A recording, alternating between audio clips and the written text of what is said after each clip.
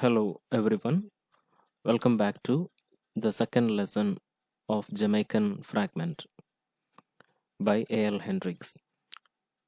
In the last class, I have given you an introduction to A.L. Hendricks and to the lesson. Please watch the previous video once again and come back to this lesson. The incident described in this narrative takes place in Jamaica, where interracial marriages are common. This is very important to the understanding of the incident. Now let us go on to the first paragraph. I will read out, just listen to it. Every day I walk a half mile from my home to the tramcar lines in the morning and from the lines to my home in the evening. The walk is pleasant. The road on either side is flanked by red and green roofed bungalows, green lawns and gardens. The exercise is good for me, and now and then I learn something from a little incident. One morning, about halfway between my front gate and the tram track, I noticed two little boys playing in the garden of the more modest cottages. They were both very small little boys. One was 4 years old, perhaps, the other 5.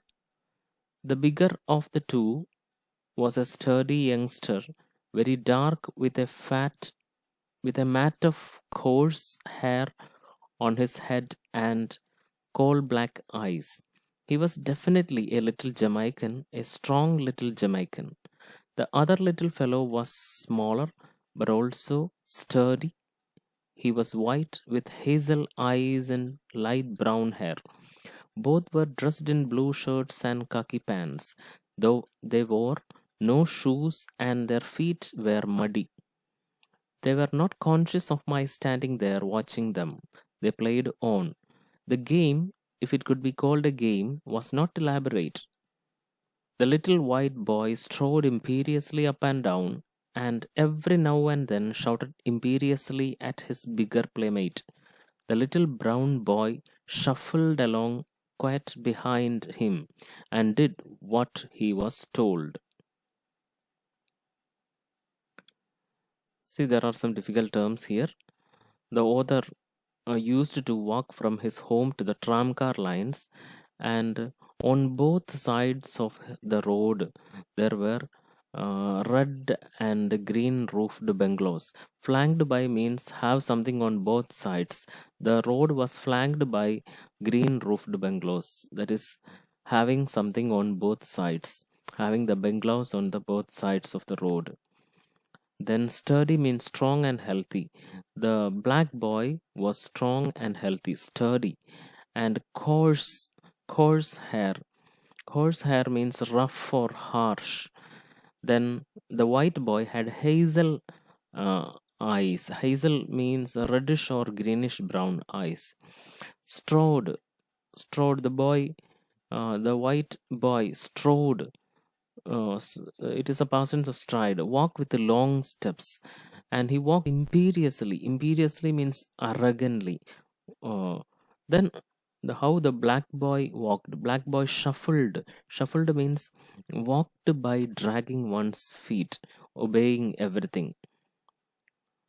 So this is the explanation of the passage. Every morning, the author used to have a pleasant walk in the morning and evening to the tramcar lines and back. One day, he had an experience. That experience taught him some lessons. In front of a small house, he saw two little boys playing in the garden. One was 4 years old and the other was 5. The big boy was a black, strong one. The small one was white with hazel eyes. They didn't notice the other watching them. They continued to play. The white boy walked up and down in an arrogant manner and shouted arrogantly at the black boy. The black one walked dragging his feet, obeying everything that the white boy demanded. So the author was really surprised at this sight. See the second para. Pick up that stick. The dark boy picked it up. Jump into the flowers. The dark boy jumped. Get me some water. The dark boy ran inside. The white boy sat down on the lawn. I was amazed. Here before my eyes, a white baby, for they were little more than babies, was imposing his will upon a little black boy. And the little black boy submitted. I puzzled within myself as I went down the road. Could it be that the little dark boy was the son of a servant in the home and therefore had to do the white boy's bidding? No, they were obviously dressed alike. The little dark boy was of equal class with his playmate. No, they were playmates. The little dark boy was a neighbor's child. I was sure of that. Then how was it that he obeyed so faithfully the white boy's orders? So the author was surprised at this sight. A white boy trying to dominate a black boy. The author was confused. The author speculated that the black boy could be the son of the servant in that house. But both of them were dressed alike, khaki pants and blue shirts. Possibly the black boy was a neighbor's child, but why should the black boy obey the orders of the white boy? The author asked himself.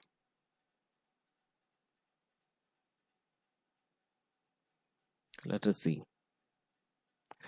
Was it that even as a boy, he sensed that in his own country he could be at the white man's beck and call?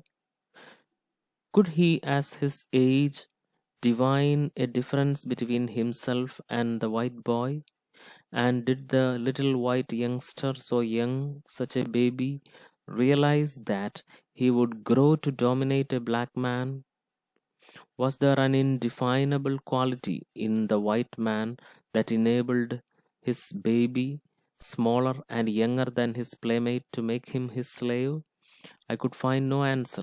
I could not bring myself to believe such a thing.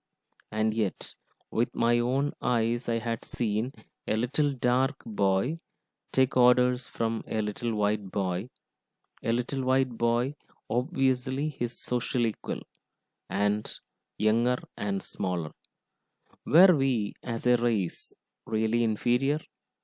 So inferior that even in our infancy, we realized our deficiencies and accepted as a position as a white man's servant? So, why the black boy obeyed the white boy?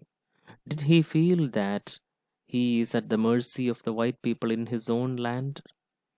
Though a small boy, did the white boy realize that he could control and dominate the black and make him his slave? The author was not able to find an answer. He was not able to believe that even small children held such racist thoughts. Did the blacks think that their race is inferior? Did people internalize that even in their infancy? Various thoughts went through the mind. He was unable to get an answer. So we are stopping here and we will continue the lesson in the next class.